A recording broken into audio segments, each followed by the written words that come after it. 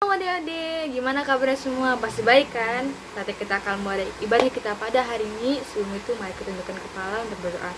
Terima kasih Tuhan, terima kasih Yesus dimana kalian boleh berkumpul untuk memuji dan memuliakan namamu. Sebentar kami akan mulai ibadah kami Tuhan. Berkati ibadah kami dari awal, pertengahan hingga akhir Tuhan. Biar terkenal di hadapan-Mu Tuhan. Hanya dalam Yesus, Haleluya, amin. Adik-adik, kita angkat pujian Jangan Lelah. Jangan lelah bekerja di ladangnya Tuhan, Roh Kudus yang beri kekuatan, Dia mengajar dan menopang. Jangan lelah bekerja bersamamu Tuhan, yang selalu mencukupkan atas segalanya. Ratakan tanah bergelombang, timbullah tanah yang berubah, menjadi siap dibangun di atas dasar iman. Ratakan tanah bergelombang, timbullah tanah yang berubah, menjadi siap dibangun di atas dasar iman. Jangan lelah bekerja di ladangnya Tuhan, Roh Kudus yang beri kekuatan, Dia mengajar dan menopang. Tiada lelah bekerja bersamamu Tuhan, yang selalu mencukupkan atas segalanya. Ratakan tanah bergelombang, timbullah tanah yang berubah, menjadi siap dibangun di atas dasar iman. Ratakan tanah bergelombang, timbullah tanah yang berubah, menjadi siap dibangun di atas dasar iman. Ratakan tanah bergelombang, timbullah tanah yang berubah, menjadi siap dibangun di atas dasar iman. Adik-adik, saatnya kita akan mendengarkan sebagian dari firman Tuhan. Kita angkat pujian Roh Kudus yang manis. Buka hatiku untuk firman-Mu, ku ingin menjadi seperti Yesus.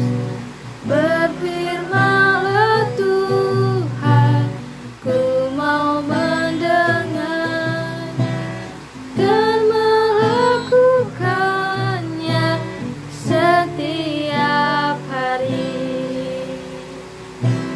Roh Kudus yang manis, tolong aku menuruti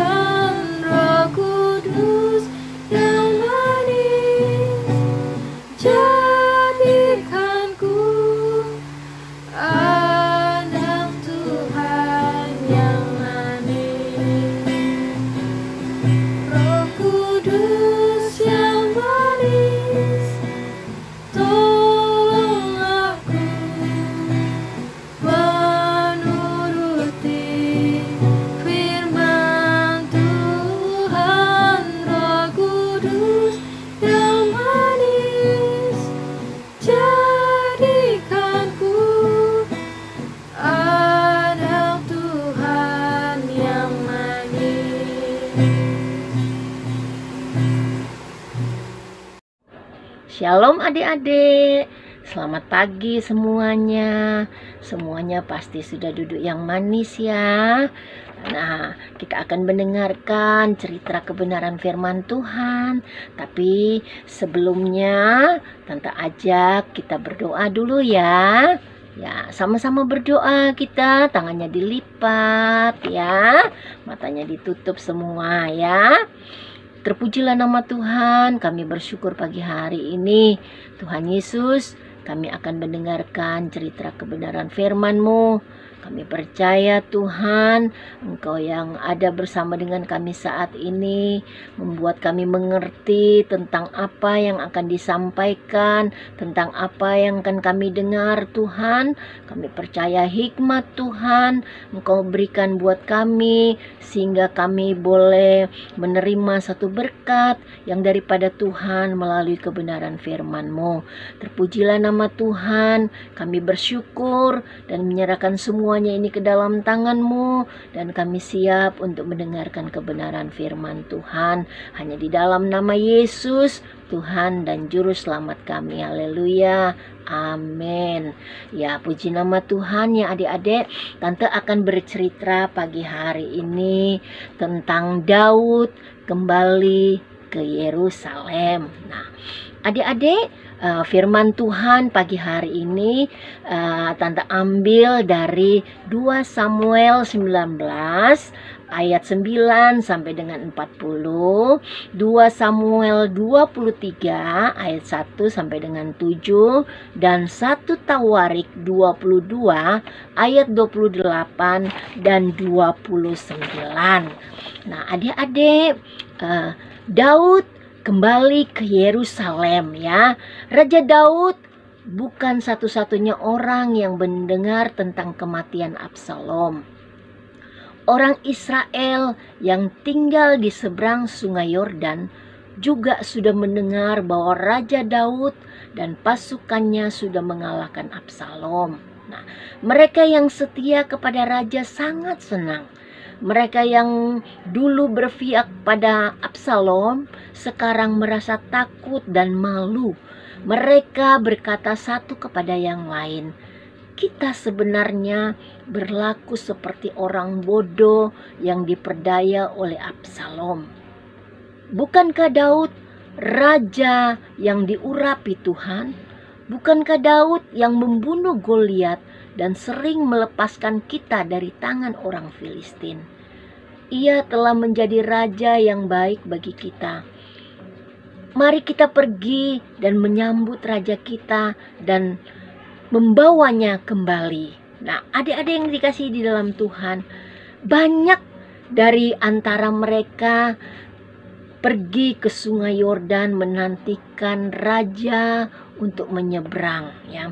Tetapi kaumnya sendiri dari suku Yehuda tidak berdiri menunggu begitu saja. Mereka menyeberang dengan rakit untuk menyongsong raja dan membawa dia ke seberang. Ada seorang lain dalam rakit yang pertama. Dialah Simei yang dulu mengutuki raja waktu ia meninggalkan Yerusalem.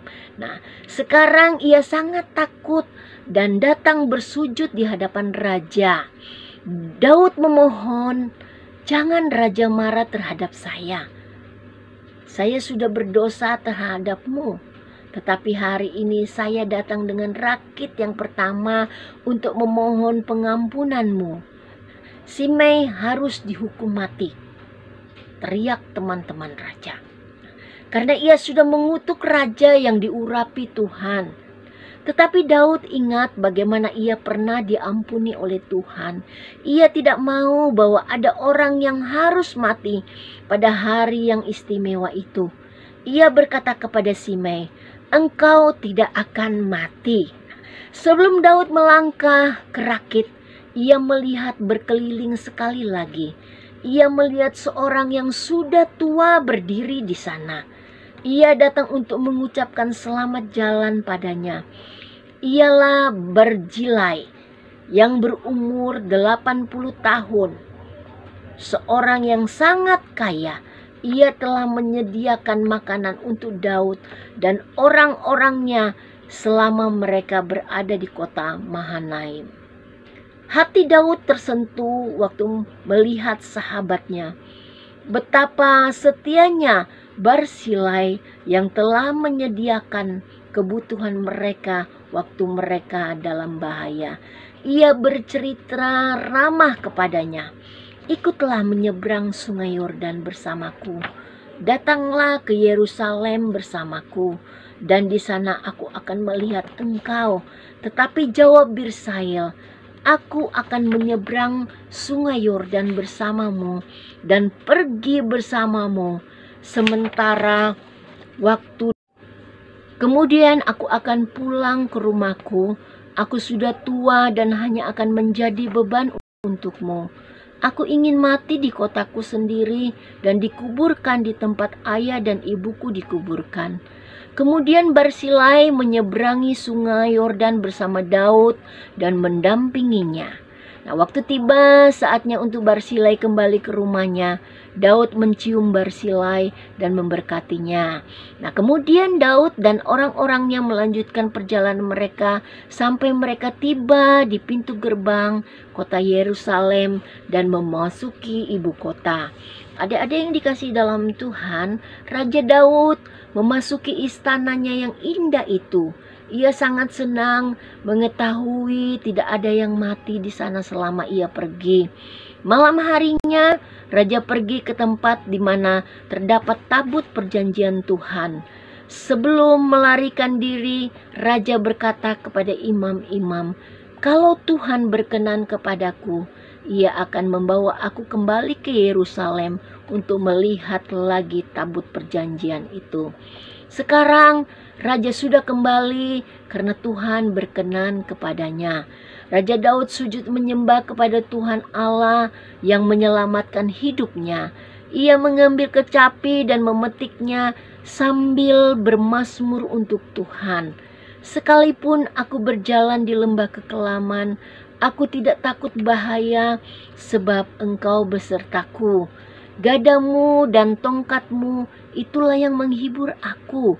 Engkau menyediakan hidangan bagiku di hadapan lawanku. Engkau mengurapi kepalaku dengan minyak, pialaku berlimpah. Kebajikan dan kemurahan belaka akan mengikuti aku seumur hidupku, dan aku akan diam di dalam rumah Tuhan sepanjang masa." Adik-adik yang dikasihi di dalam Tuhan, Daud menyerahkan pembangunan bait Allah kepada Salomo ya.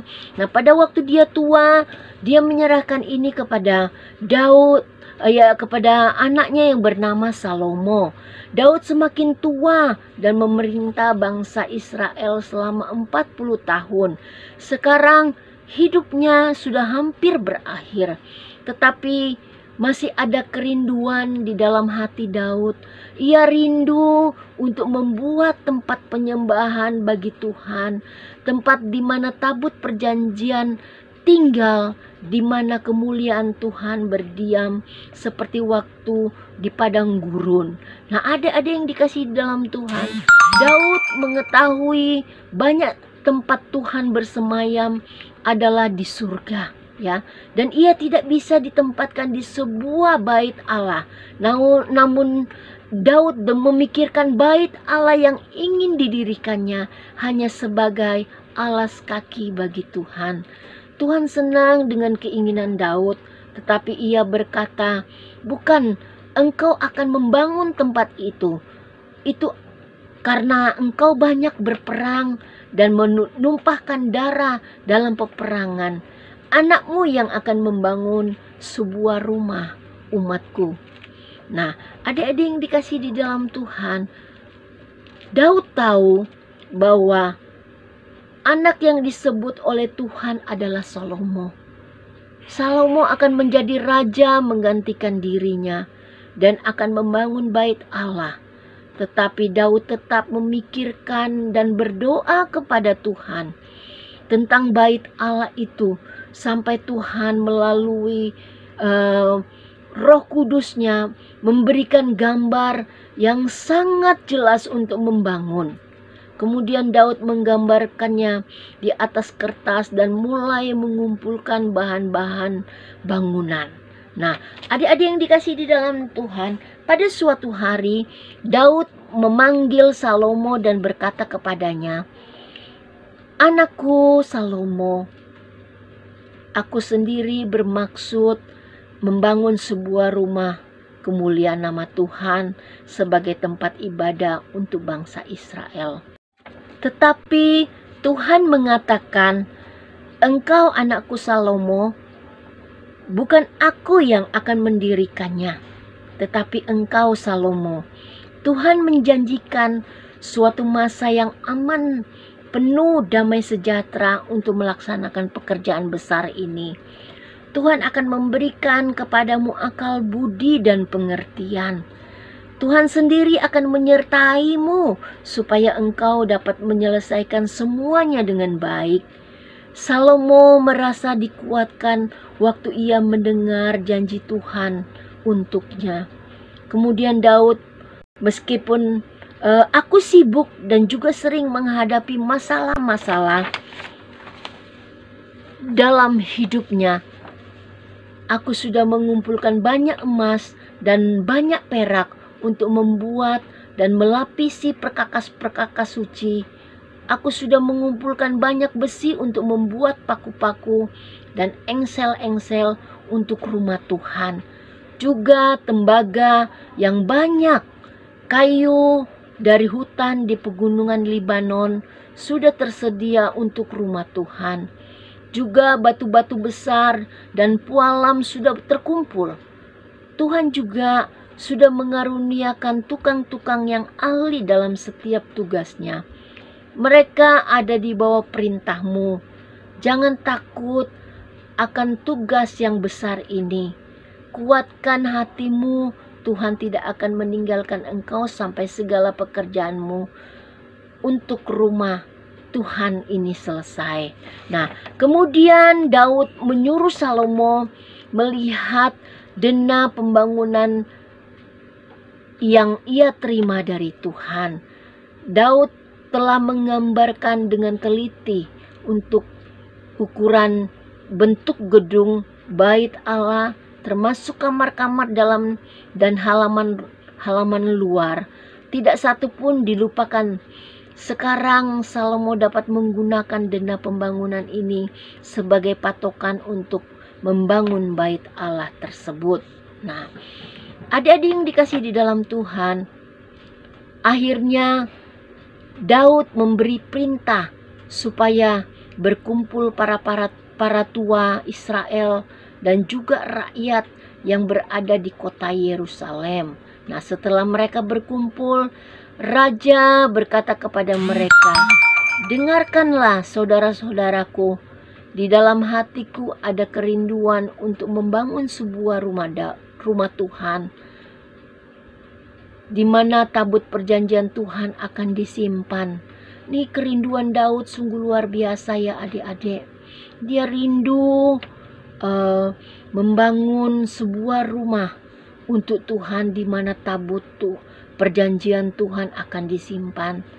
Tetapi Tuhan memberitahukan kepada Daud bahwa bukan Daud yang akan melanjutkan, melainkan putraku yaitu Salomo yang akan membangun rumah itu.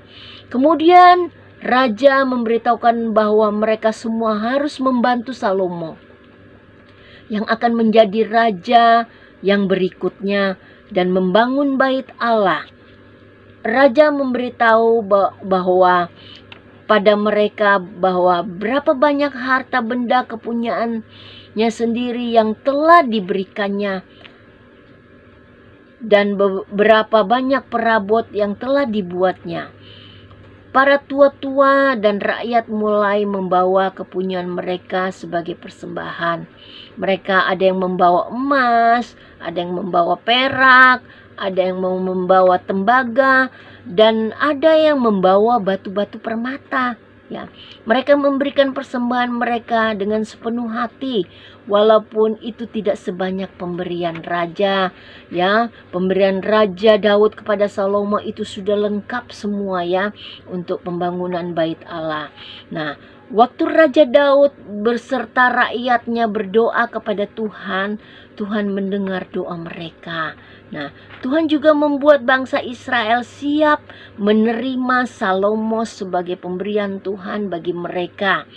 Mereka mengakui Salomo sebagai raja mereka yang baru yang akan melayani mereka dengan setia.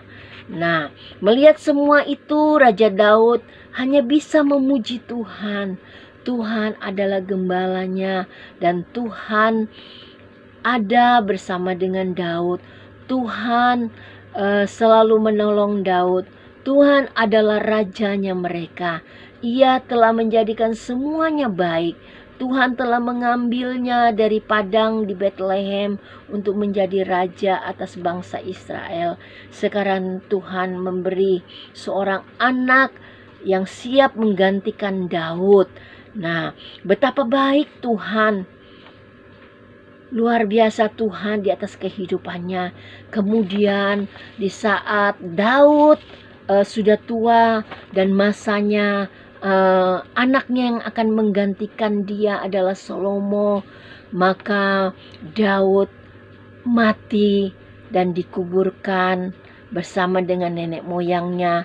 Tetapi Tuhan akan bertahta terus selamanya sebagai raja yang kekal untuk keturunan-keturunan Daud, yang dimana Tuhan sudah percayakan kepada keturunan Daud yang selanjutnya. Dan yang menggantikan Daud adalah untuk melanjutkan pemerintahan ini adalah Raja Salomo, anaknya Daud. Puji nama Tuhan, kita percaya pagi hari ini bahwa di saat Daud kembali ke Yerusalem, Tuhan merasa bahwa Daud adalah seorang yang patut dicontoh. Daud adalah seorang yang mengasihi Tuhan. Bahkan Daud ini dia adalah seorang yang senantiasa menolong di dalam setiap kehidupan orang-orang yang percaya kepada Tuhan. Kita bersyukur kepada Tuhan bahwa kita boleh mengerti, kita boleh melihat Daud adalah seorang yang memahami bahwa Tuhan sudah mengampuni Daud dan memberi tahun-tahun keberhasilan buat Daud, bahkan membuka diri kepada Tuhan untuk pengampunan dan menerima kasih setianya Tuhan. Dan Daud juga memuji Tuhan sebagai raja yang kekal ya. Kita percaya bahwa Daud adalah orang yang patut kita contoh. Daud adalah orang yang menjadi teladan di dalam kehidupan kita untuk lebih setia di dalam Tuhan. Nah, adik-adik yang dikasih dalam Tuhan, cerita tante sampai di sini. Kita akan berdoa. Kita akan akhiri apa yang sudah kita dengar firman Tuhan pagi hari ini. Ya, kita sama-sama berdoa. Kami bersyukur kepada Tuhan bahwa Tuhan menjadi penolong di dalam hidup kami. Tuhanlah yang menjadi pelita di dalam kehidupan kami. Bahkan Tuhan, kami sudah mendengarkan kebenaran firman-Mu. Biar firman-Mu boleh tertanam di dalam kehidupan kami, membuat kami senantiasa lebih setia di dalam Tuhan, untuk lebih mengasihi Tuhan dan mengandalkan Tuhan di dalam setiap hidup kami. Terpujilah nama Tuhan. Kami bersyukur dan kami menyerahkan seluruh hidup kami ke dalam tangan-Mu, dan hanya di dalam nama Yesus, Tuhan dan Juru Selamat kami. Haleluya, amin.